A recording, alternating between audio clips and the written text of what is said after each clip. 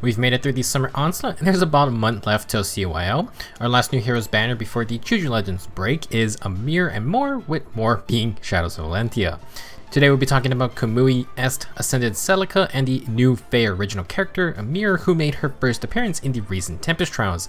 If you have no idea who that is, go watch the ending cutscene for the Tempest event. Before we get to the banner, thanks to Ymir being there's going to be an instant demote, and it's Atlus. Starting with this banner, he is already in the 3 to 4 star pool. Unfortunately, we're not getting any free copies, so it's all RNG to even get him. I suspect this is on purpose though. I want to talk about Atlus first, and he is a unit worth taking note of. This is because Atlus is a trainee, aka he's going to get some extra base stats. Atlus will be an axe infantry with 46 HP, 43 attack, 37 speed, 34 defense, and 27 res. He has a defense super boon and, generally speaking, very balanced stat spread, although he does have very high base attack. If you break out your calculators, Atlus has 187 BST, and with any merge he'll break into the 190 BST threshold for arena scoring.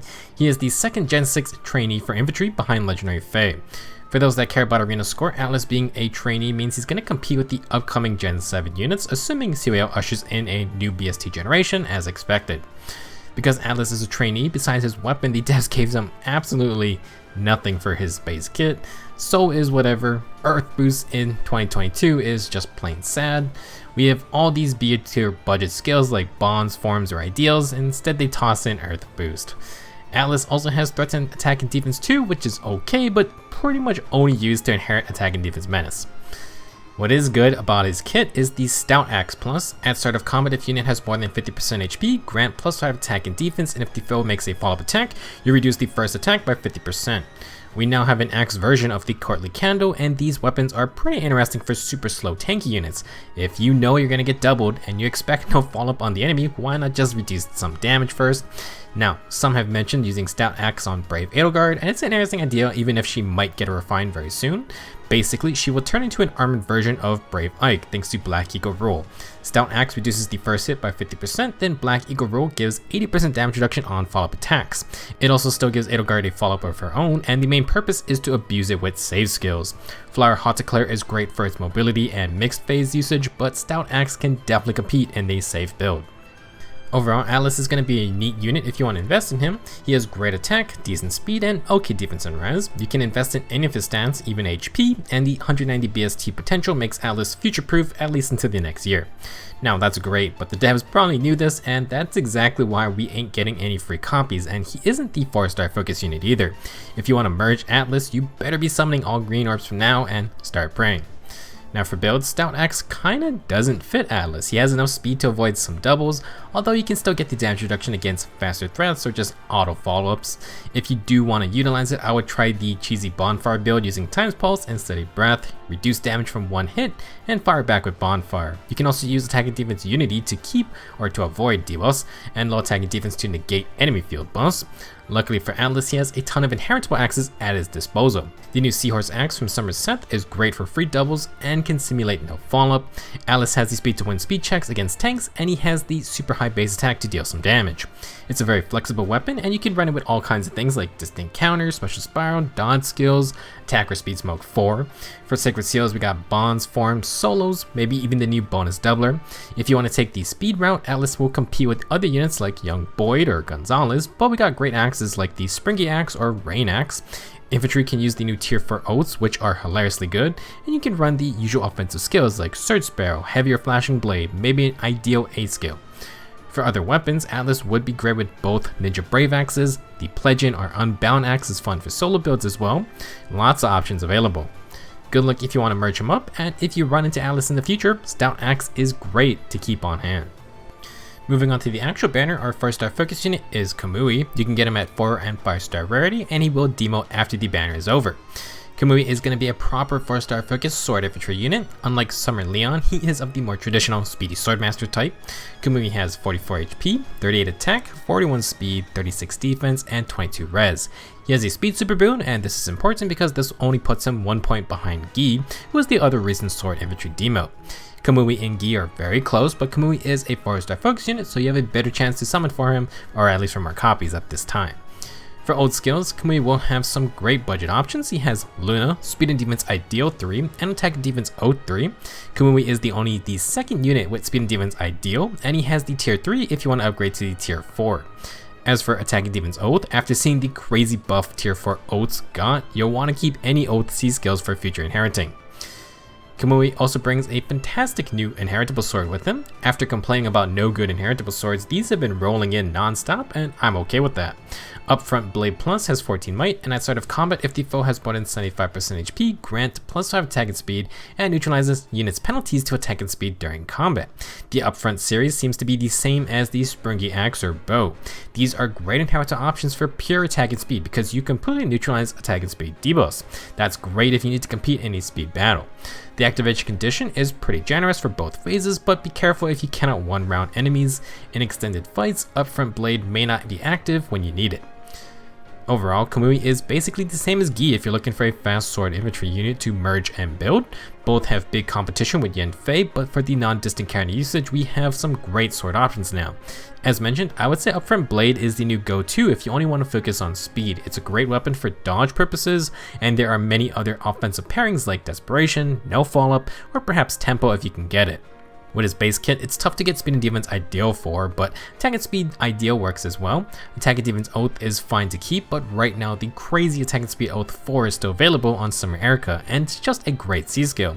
If you wanted to go for a bulkier setup, be on the lookout for the Attack and Defense Oath Tier 4 upgrade. With Oath C skills, you can use the new bonus W Sacred Seal, but the usual Attack and Speed Solo, Flashing Blade, or Blade Session works as well. If you want some healing, Surge Sparrow is on the table, and you can pair it with things like Time's Pulse and Vital Astro for all the fun speed stacking builds. With this setup, Tempo could be nice if you don't have dodge. If you want another weapon, the new Coral Saber from Summer Leon can work to replace No Follow-Up. Gi's Vulture Blade is an option for solo debuffing builds, and there is the Ninja Katanas for quad attacking fun. Something worth keeping tabs on is the new Infantry No Follow-Up C skill that's coming from Ascended Celica on this banner. This grants the No Follow-Up status as a buff to infantry units, and this can help non-5 stars like Kamui get No Follow-Up while being able to run another B skill like Dodge or Tempo. Of course, it also helps the actual 5-star sword masters as well, but hey, it's a nice potential tool for the demoted options. Overall, Kamui is a solid demote and will compete with Gi. However, we had no sword infantry demotes for a very long time, so they are both welcome additions to the red summoning pool. Our next unit is Valentian Est, following in the steps of her sisters once again. This version of Est is still a Lance Flyer with 35 HP, 41 attack, 38 speed, 25 defense, and 37 res.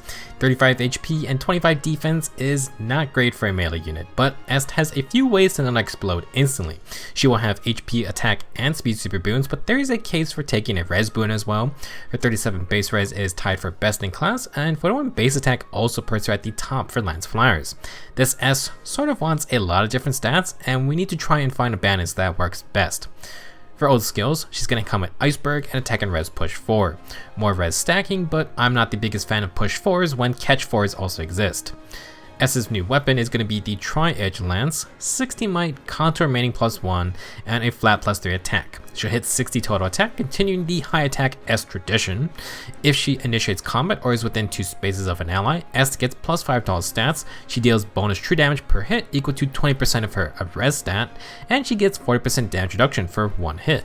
Tri-Edge Lance actually has a lot of good perks, from conto to damage reduction, and even more damage for S to abuse. With her base kit, she can hit 49 res, which equates to 9 extra damage per hit, and this is on top of her 60 base attack and another +5.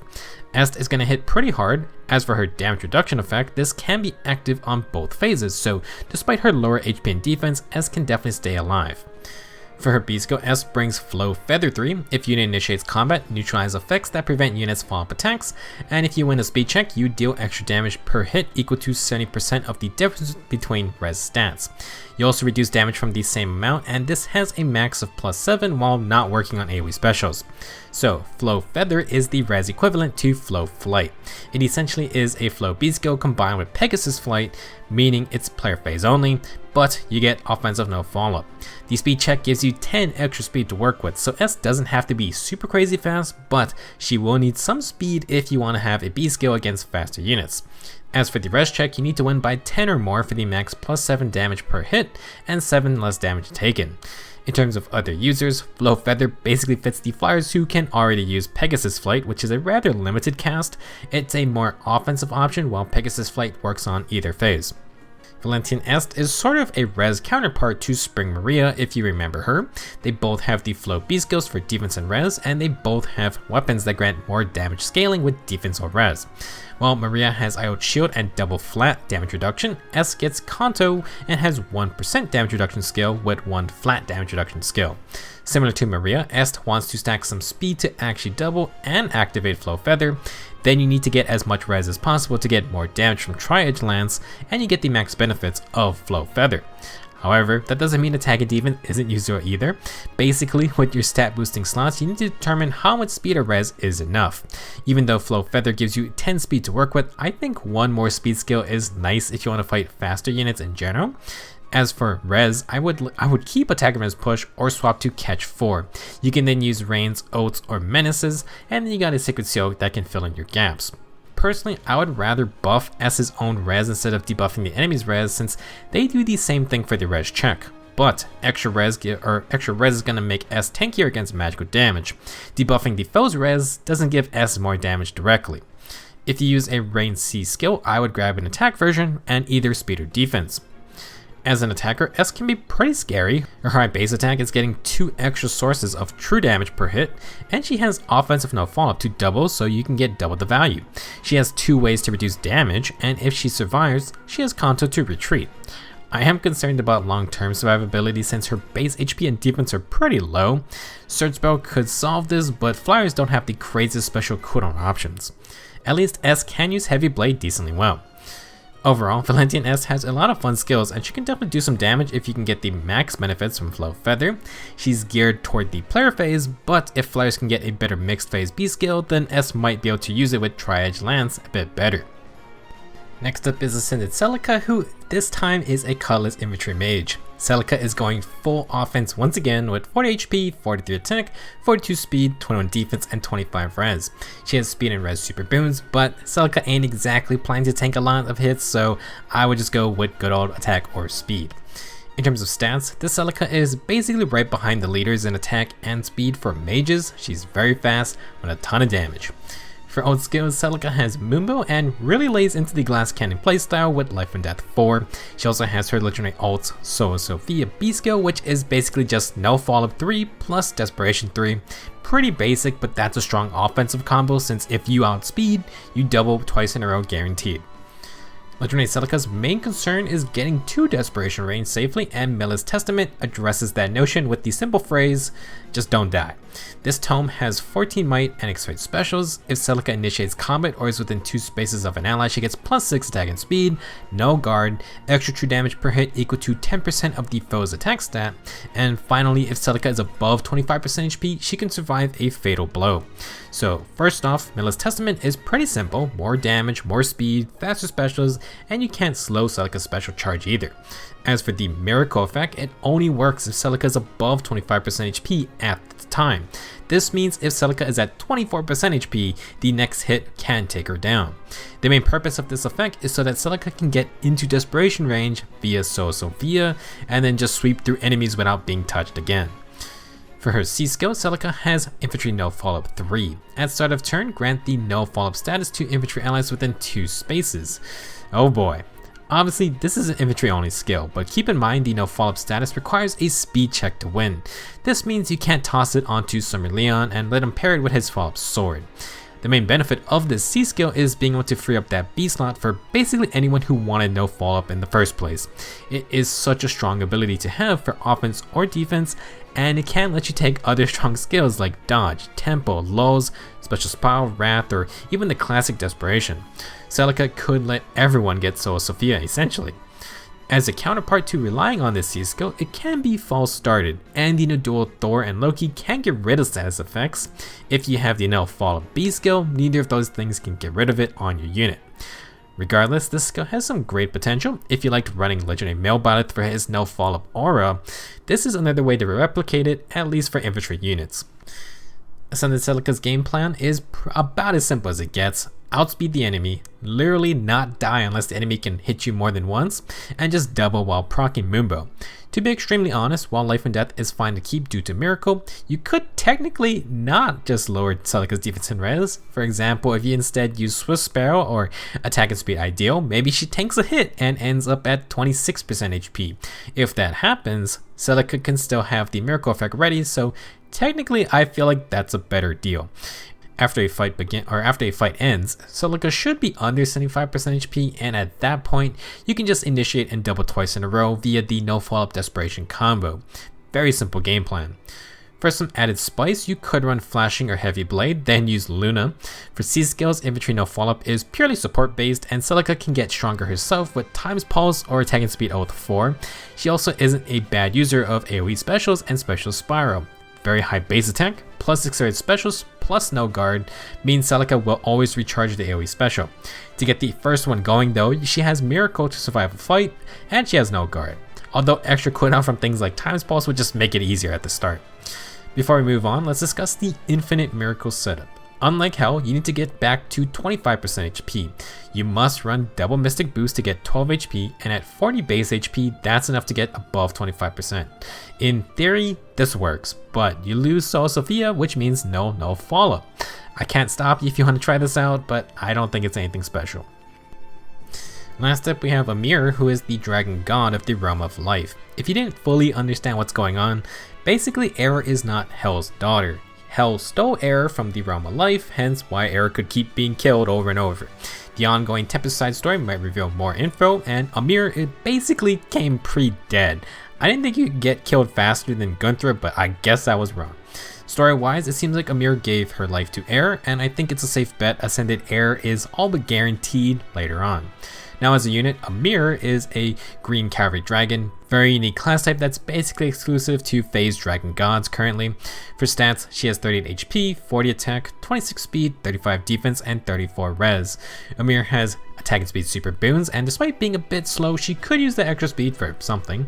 Generally speaking though, she is going for that bulkier stat spread with good base attack. For old skills, Ymir has Rally Up Attack Plus, the AoE rally skill. She also has Attack and Res Unity. Interestingly, that's what Error got for her remix. For her weapon, Ever Living Breath comes with 16 might and grants +3 attack to Ymir.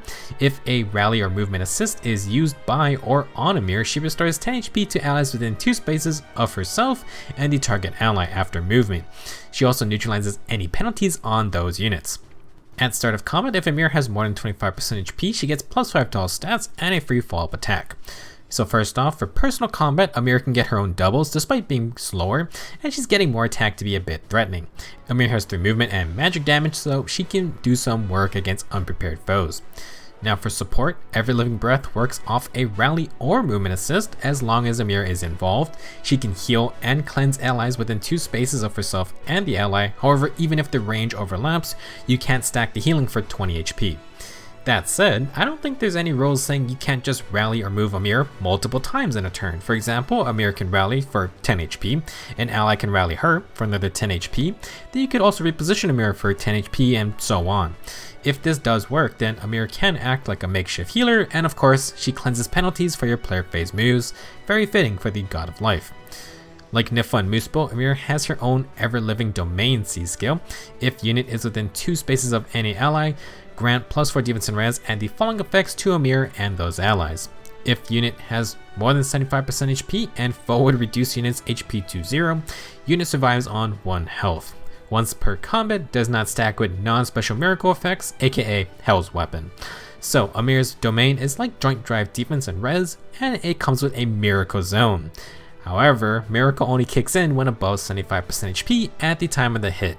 This is similar to Celica, but with a higher 75% HP threshold, and basically instead of just being insanely OP, Ever-Living Domain is mainly going to stop pure one-shot KOs. For example, if a low defense flyer is next to Ymir, Ever-Living Domain can prevent them from being sniped by an archer at least for 1 hit. Because of the HP threshold, this skill will not really save you if the first hit does decent damage, and the enemy has a follow-up attack after that. It's best if you don't get hit multiple times, and as such, it doesn't offer much protection against strong brave hits or AoE specials. This is still a nice C skill, but certainly not super OP. For her B skill, Ymir has attack and res near trace. This is another console skill and mainly for dragons because of the res debuffs. Back-to-back res near trace skills is interesting, but if you really want one for a flying dragon or the cavalry dragon gods, then now's the time to summon for them. In terms of personal combat, Ymir has the very basic free fall up with 3 movement plus Kanto setup. She can get in, double tap an enemy, and get out. She's also pretty tanky, so she can take a hit. Her A skill doesn't really help for far initiations, so you may want to swap to a catch skill. Attack and defense or attack and res is fine, it's just what stat you want more of. If you stick with res boosting skills, Dragon Wall could be considered for more tanking power. As for Sacred Seals, we have that attack and defense catch seal, which is nice for far or near initiations, and you can just stick with the team. Speaking of which, Ymir's other purpose is to keep people alive with every living domain. That's a plus for defense and res buff, which can be built upon with a support Sacred Seal like Distant Guard. Since she has a rally assist, you can pair this with a Ruse B skill, rally debuff, and inflict guard, and you got the 75% HP miracle zone. Ymir can use a movement assist, and she does cleanse penalties plus heals, so you could use her with something like smite or reposition. To be honest, not a super complex unit, but she does bring some neat tools with her support set. I think the healing portion can be quite strong if you don't bring a dedicated healer, and the miracle zone can do some funky things. For example, someone tested it with Ascended Fjorm. Because Ice Mirror empowers your next counterattack based on damage reduced, Fjorm can unleash a giant hit if she gets quote-unquote one-shot by someone like Dual Chrom.